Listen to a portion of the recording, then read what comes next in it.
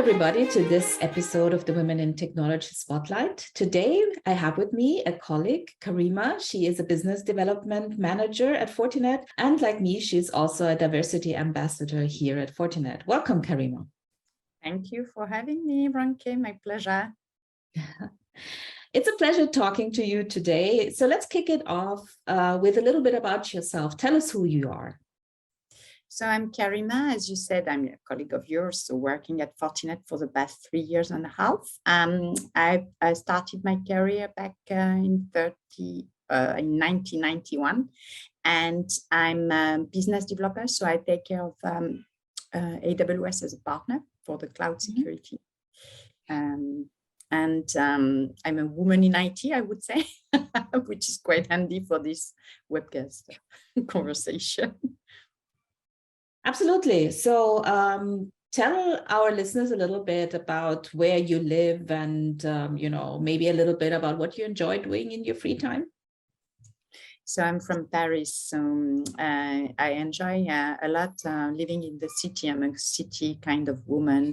And outside IT, what I enjoy doing is a lot of different sport practices, but mostly running. And I also enjoy traveling, which is also handy in my professional work as I cover EMEA from a regional standpoint. I'm very fond of, diversity and meet up and socialize and travel.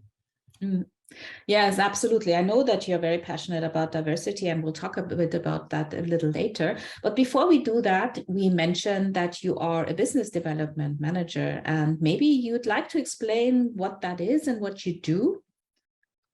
Yes, with pleasure. Business development is an interesting title, and like any other job in the IT, it needs to be described because depending on the organization, it covers very, very different roles. So my role is to develop ecosystem partnership.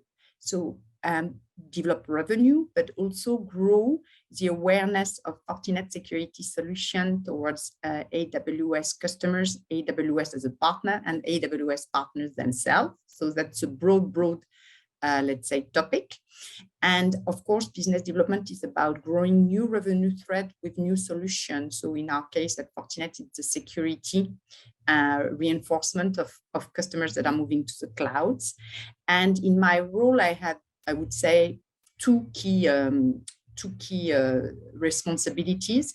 Develop, of course, AWS appetite for Fortinet and their knowledge related to Fortinet security, but also, of course, develop customers' revenue and knowledge about them not being fully protected by AWS native security services, so we can protect them better with a better together story with Fortinet and AWS together. I see. Yes, it does make sense for me, at least, because of course I know a little bit about what you do. And you mentioned that you travel a lot and that you're responsible for the whole EMEA region. But what I understand is you also do a lot of evangelizing, and you probably also, train customers on, or at least give workshops and things like that. Is that correct?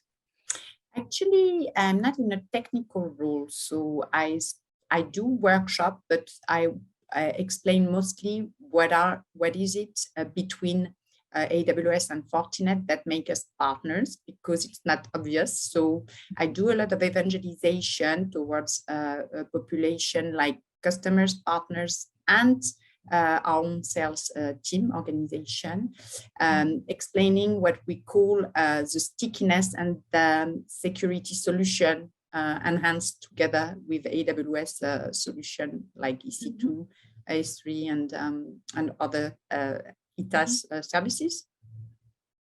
So it sounds really interesting, but tell me what you enjoy about this role that you have.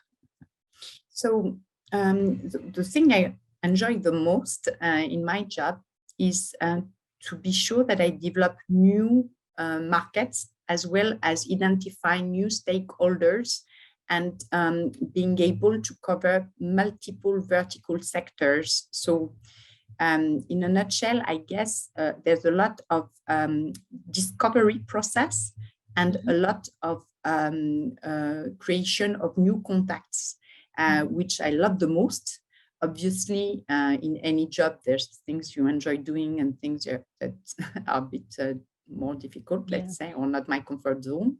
What I really enjoy the most is to be able to develop all the relationship with the AWS ISM, so the people that are taking care of Fortinet across the geo, because we have lively surrounding, as you know, and as Fortinet is growing, AWS is growing as well. And I'm meeting a lot of new stakeholders every month.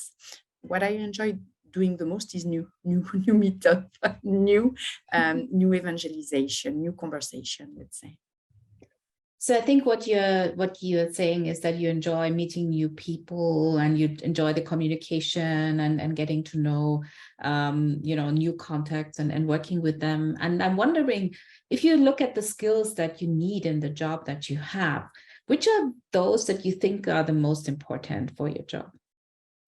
I think one of the most important is to be curious and not to fear that you're not skilled enough in knowledge about what I call technical acumen or understanding. In my role, what's primarily important is to get a global understanding of technology, obviously, but I don't need to be strictly speaking an AWS specialist, for example, even though, of course, because of my role, I get trained on the AWS as well, because it's my number one customer and partner, let's say. So I would say what I found very passionate about my job is the learning curve, but also I think you need first curiosity and willing to, feeling comfortable with somehow complexity. I mean, someone who says, I want to talk with the same person every day and craft some specific needs that are the same every day, it wouldn't work. So it's appetite for learning and appetite for adapting to new spaces. That's actually a very good point. And you mentioned curiosity and the willingness to learn. And I think if you go into tech or into IT, that is two of the most important things you should bring. And which brings me to the next question. How did you become a woman in tech? What was your story? What was your educational background? What did you do before you came to Fortinet? So that's an interesting one, and it takes me in my past. So I'm going to be a young woman again, Ronke. Thank you for that. So you asked about my background and where I grown up and stuff. I'm born in Lyon. I live now in Paris. I've developed nearly my entire career in Paris, outside London, and of course the travel bit, but I spent most of my time developing my career here. And what got me here is typically IT. So how did I become a woman in IT? I left Lyon when I was 20. Unfortunately, my father died very early and I was seeking for a position. I couldn't find any suitable opportunity in my hometown. So I came here in Paris, and let's say that due to financial constraints and I wouldn't say luck, I hope fate makes sense for everybody, I've started my career within a company called Cabletron System, and it happened to be in the networking area. And funnily enough, I'm someone, I believe I've told you that before, I love to read, I love to talk, so people would probably put me in the bucket of sociable people, not technical, nothing like that. But with Cabletron System for 6 years, I had a ball. I started learning everything about local area network and developed some, of course, training to be able to do my job in sales. I started as a telemarketer, and how it goes, the business grows, the interest was there, and I moved every year from one role to the other in sales, and then moved to field sales, looking after customers in the territory account, and then to big enterprise selling more complex solution. And that's where it started, and actually still ongoing right now. That's so interesting. That means that you did not, it's not like you chose as a young woman, you were interested in tech and you wanted to go into tech, because I feel that's the big difference between a lot of women who are in tech now and men. A lot of men already knew very early in their lives that they wanted to go into tech. They went to some technical school and then they went to university, studied computer science. But I talked to a lot of women, and a lot of these women just kind of came into tech by chance and found out it interested them. And what I really find interesting about that is that all of these women, they learn nearly everything they need to be successful on the job. Yeah. So I guess this is also true for you. Everything you are using now, you somehow acquired after you left school, right? Exactly. That's where the other thing I love in this kind of role is it changed my way of looking at things, even though I was not shy. I'm just thinking a lot of people, and women in particular, think that they need to get everything at hand, but it's not the way life goes. You see, you said something very true. I never expected to develop my career in tech because I thought very basically that I was not too happy with mathematics, but I was happy to get some money from what I do, right? So, but then I discovered an entire world, and I've been always since fascinated, even with the things I don't understand. But working in a career is not about everything you know. It's about adapting and learning, I guess, what you miss to do your job nicely. So that's a bit different. And it was a very good surprise for me, actually. I never thought I would embrace a career in IT. And I often put it to the people, young people in particular, that who would like to know the future? You never know before trying. Very true, very true. And I love how you said you discovered an entirely new world. And I think that is true for so many of us. When we went into IT, we discovered this whole new area and this whole new world with all these interesting things. And so you've been a woman in tech for quite a while now, just like I have. So, and you're also very passionate about diversity in tech. Can you tell me a little bit about why that is a topic for you? Yes, of course, Frankie, I'm happy to. So the passion, I think, comes from both worlds. So my personal background and, of course, the things I've been facing within my past at different employers and still sometimes face in a day-to-day situation. So from a personal standpoint, I think it's because in my DNA, but I've been very early on due to my father lost thinking about, women and careers, because my mom was a non-working mom, so she never worked. So you see, when you lose your husband, still you have first to think about incomes, right? So that's one. Second, my mom in particular never went to an education degree, so I just thought, first of all, you need to make education and work for yourself to have a sustainable future. And that is my number one advice to anyone. And third, my parents are from foreigners in France. I mean, at this time, actually, my mom is still, which I'm surprised, because she spent all her life here, but she's still talking her native language often, and she's Algerian. And I just thought, for me, diversity is an obvious social need. And of course, embracing a career and a fruitful one is an obvious one as well, as raised in France from foreigners' parents with a very big ambition goal somehow to enhance your lifestyle, but also to adapt and develop. And I'm a very big supporter of inclusivity, for sure, because the world changes every day. Yeah.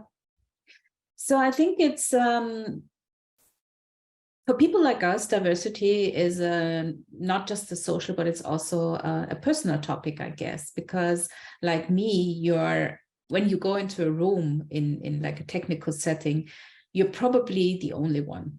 So you're most often the only woman. And then also, as you said, your parents are immigrants and you're a foreigner, you know, or people perceive you as a foreigner, and they do perceive me as a foreigner as well, even though I'm not, and you're not. But you're kind of always a little bit the odd one out, right? So we really know what it means not to be part of the mainstream and how important it is to feel included and at home somewhere, right? Yeah, I think I understand what you mean. Of course, less and less often I feel the odd one because I've worked on myself. But initially, I was only when I started, I felt always like, okay, I'm the only woman in the room, and then I'm the only Karima in the room, and then of course things are developing in a positive way, especially in international culture like IT. You meet a lot of different faces. Women is still a topic for sure. Then in France gathering, you might think people are open, but it depends. Of course, everything is variable. So yes, the odd thing is something you get used to, and then you build up the thing that comes with it, like not hiding and just discussing whatever comes to the mind of people that have no idea of diversity and comes up sometimes with comments that feel a bit strange or whatever. And of course, I thought a lot of it because I had experiences where I've been sometimes emotional, getting frustrated, feeling like people wanted to push me out or somewhere near to the door or whatever. And I just thought, yeah, no, this is my space as well. And I think that's so important. And I'm glad that you mentioned that it's changing. And I think we all experience that tech has become more diverse in the last 15 years, and there are a few more women, and the world as a whole is changing. But I still think we have to work on diversity, and that's why both of you, you and me, are diversity ambassadors. And we also need role models, and that's why I'm talking to you, because I feel that women like you who stand up and, you know, who just, you know, emphasize the fact that they belong into tech are role models for those women who come after us. And coming to that, my final question on the podcast is usually, so if you think of these young women coming after us, or even, you know, all the young talent, young diverse talent, what would you recommend them? Is there any tip or any motto that you would like to share? Yeah, definitely at least one motto. I would say never preconceive of your future, or never get a limiting concern, because you're not knowing yourself what you're capable of doing before doing it. Does that it is translate? a very good tip. Yes, it does. Absolutely. Yeah, because you never know what will happen. That's one thing. And the other thing is you have to try to find out what you're really capable of, you know. So often we underestimate ourselves. Exactly. It's typically, you know, the sport mojo. If you don't try it, you can't impress yourself. You just try it and you might like it. Yes, exactly. So thank you for that. That's a very good recommendation, motto to give young people. Always try first and then, you know, decide if it's for you or not before making a decision. And I want to thank you so much for taking the time to come on my podcast and talking about your story. It was a pleasure talking to you, Karima. Likewise, my pleasure. Thank you for having me, Ronke.